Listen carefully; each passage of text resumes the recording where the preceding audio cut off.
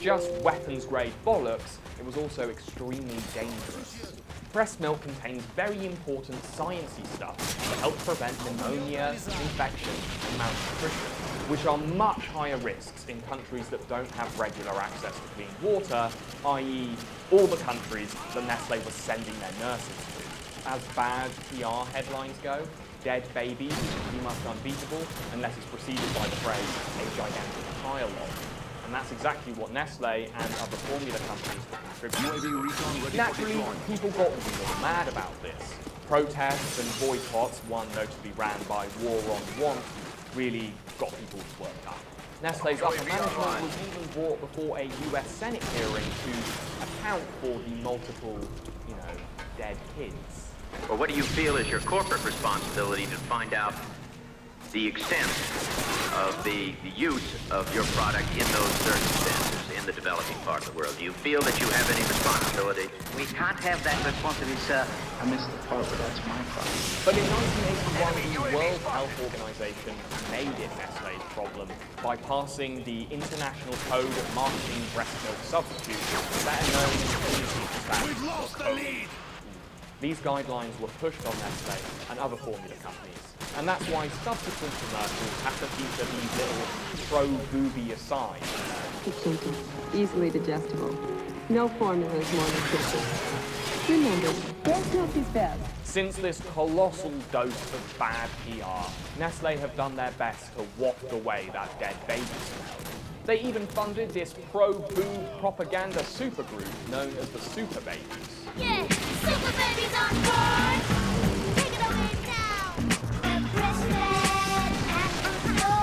and breastfed and know it, yo! Look, I had to watch a lot of these, so... Enemy care package incoming.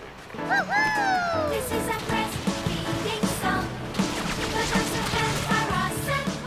MC Milkers and the Mammary Gang have been assaulting the eyes and ears of the global south since 2015. They don't sell any Nestle products, but they do perform a useful function for the company. They're rolled out every breastfeeding week to promote the good things about breastfeeding and to brush under the carpet all the bad things about formula feeding. But it's been a while since Nestle swept all those dead babies under the rug of corporate non-responsibility. It's not like they're still at it. Right? Well, Nestle are still at it. They've just gone a bit sneakier.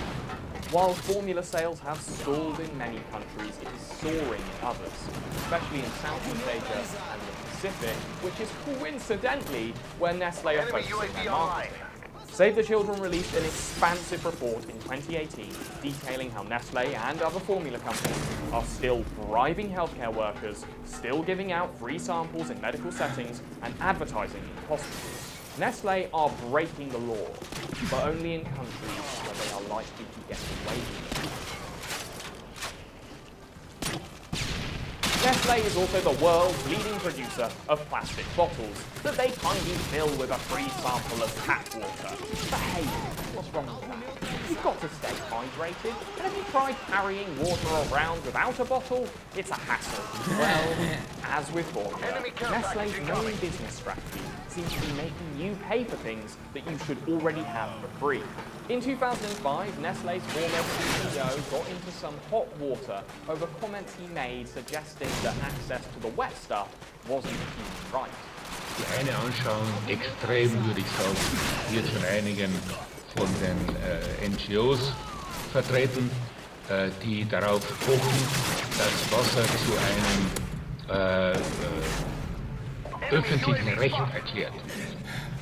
Das heißt, als Mensch sollten Sie einfach Recht haben, Wasser zu haben. Das ist die eine Extremlösung.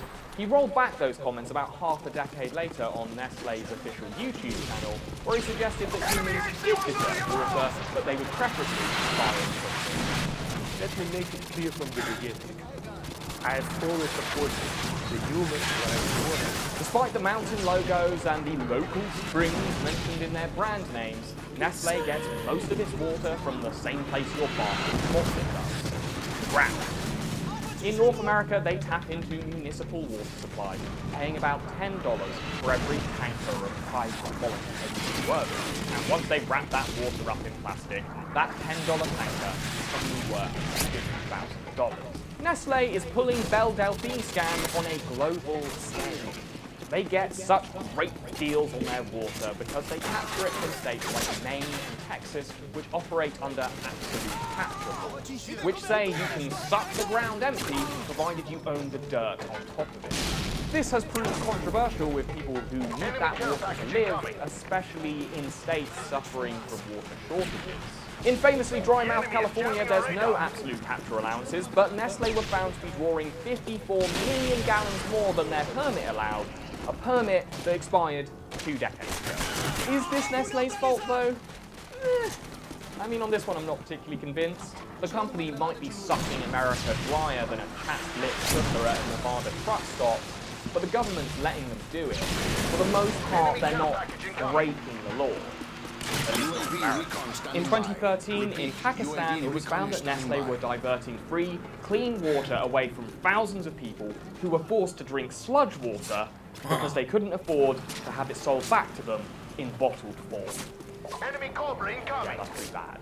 And when they're not stealing water, then just last month in France, a Nestle-owned powdered milk factory farted a load of biological sludge into a river and killed over 3 metric tons of fish. You know your body count is different control when you're measuring tons. Okay, the water and formula stuff is pretty dicey, but ultimately the reason I love Nestle is their variety of confectionery products. And there's nothing wrong with them, right? Right?